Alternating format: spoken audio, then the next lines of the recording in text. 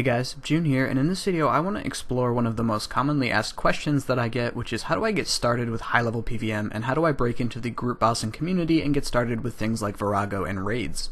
Let's get started by taking a look at one of two places that I want to talk about for getting started on your journey of learning to PvM. This first method will be addressing the Queen Black Dragon, because not only is she a pretty decent profit per hour, she's the least difficult boss that has mechanics that distinguish her from typical enemies, and she can be conquered relatively easy with pretty much entry-level gear. You need a few things to get started here effectively. First, you want a tier 80 or higher ranged weapon. If you've been doing dungeoneering a lot, you can use chaotic crossbows, or you can assemble a royal crossbow for about 1 mil.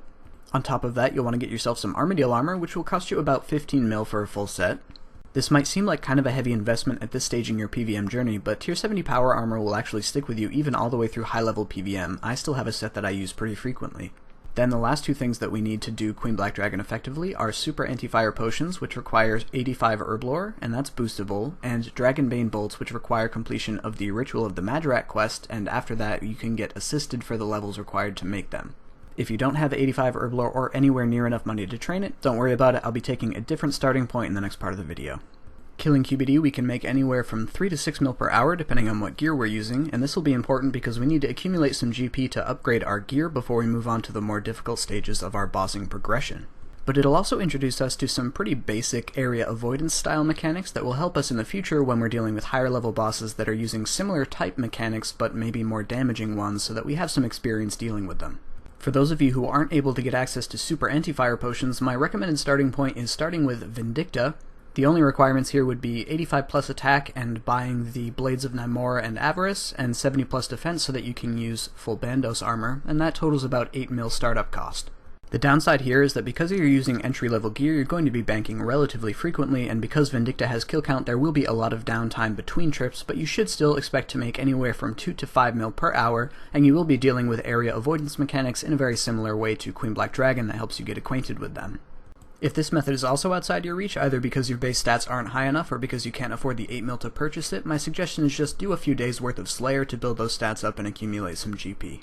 Once we got ourselves doing some entry level bossing and making some money, our first goal is to either purchase or upgrade a new higher tier of weapon for each attack style. Drygores are relatively inexpensive, and the tier 85 weapons from God War's dungeon for ranged and magic respectively are also relatively cheap, and you could afford them within a few hours of doing either of the aforementioned bosses. Alternatively, you could replace these with any of the tier 85 weapons that you make from player-owned ports, but they take months and months to make, and wouldn't be a reasonable choice unless you've already been making lots of progress in player-owned ports in your own time. Once we feel comfortable with the area avoidance mechanics from either Vindicta or QBD, and we have our upgraded equipment, we want to start experimenting with Greg and Helwyr. Both of these bosses still have area avoidance mechanics, but they also have some additional mechanics that are going to get us acquainted with things like shield switching and prayer switching. This will help us to continue to expand our skill set as it comes to dealing with PvM mechanics, and it'll also be slightly more average profit than the bosses that we've been doing previously. The cost of the upgrades that we need to move on to the next higher level of PvM are going to be relatively expensive, so this gives us an opportunity to get very well acquainted with all of these different mechanics. At this stage of our progression, we've got a whole bunch of upgrades we want to make, but first and foremost, getting access to tier 90 weapons is going to be our top priority. These are not only basically mandatory for the higher level bosses that we're going to move on to next, but they'll also increase our DPS pretty dramatically on these bosses as we continue to farm out more GP for some of the other upgrades that we need. After that, our next top priority is going to be getting access to Overloads and Turmoil, assuming we don't already have those. This will give us the freedom to use things like Ceridome and Bruise at some of the more difficult bosses, as well as an overall better DPS output. Once we've got those, we're ready to move on to the next level of more difficult bosses, but if we've got some extra GP lying around, we may also want to consider upgrading to either tier 80 or tier 90 power armor for some of the more damaging bosses, as well as 96 or 99 summoning to bring a Yak for extra supplies or a Steel Titan for more DPS. From there, we have pretty unrestricted access to all of the top-end solo boss monsters, so we want to experiment a little bit and get some experience with Telos, Araxor, and Nex. These bosses each use mechanics similar to those that we're already experienced dealing with, but they also incorporate new things that allow us to hone our skills even further.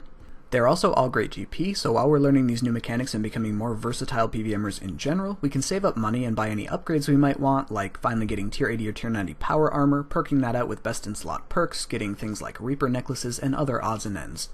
Once we've got a bit of experience with all of these different bosses and the new mechanics that they have, we can start thinking about group PvM, and we run into probably the biggest challenge for most players, which is finding teams to learn with. Breaking into high-level PvM is definitely a challenge, and there are two common ways that you can do that. You can either join a clan or associate yourself with a friends chat. Most people tend to already be in clans, whether that's a skilling or a social clan, so I think friends chats are the way to go for most of you guys. If you take the Boss School friends chat as an example, this is a great place to find people who might be learning alongside you, set up teams and experiment with the higher level bosses, or join a team that's being hosted by someone who already has a lot of experience with the explicit intention of teaching the learners the new boss. With the friends chat taking care of the community element of setting the teams up, all of the skills and strategies that you learned from the previous bosses should adapt pretty naturally to these higher level bosses, and you should learn them without too much trouble.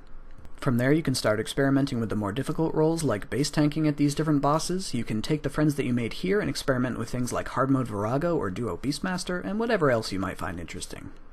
Hopefully this video helped give you guys an idea of how to progress through different boss difficulties, as well as what item and skill upgrades to be aiming for at which points along the way. Just as a quick note, I have finally given in and made a Twitter, so you can follow me over there at the Junesong RS. As always, if you've got any questions, don't hesitate to ask them down in the comments below, and I'll see you guys in the next video.